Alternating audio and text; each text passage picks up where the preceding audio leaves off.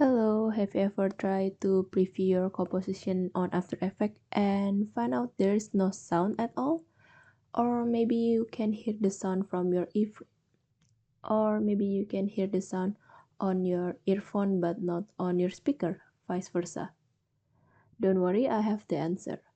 Thank you so much for being here. It will truly mean the world to me if you hit that subscribe button. Your support keeps me motivated to create more content and keep this journey alive. Thank you. Just go to Edit, Preferences, and choose Audio Hardware.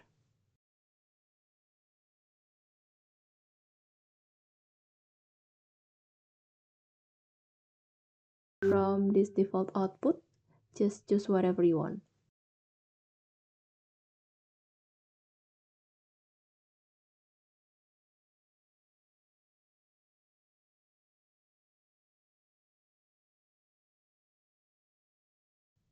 Now you can hear the sound from your After Effects with whatever hardware you want.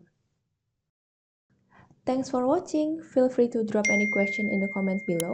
And if you enjoyed the video, please like, share, and subscribe to my channel for more content. Hit the bell icon so you can never miss an update. See you!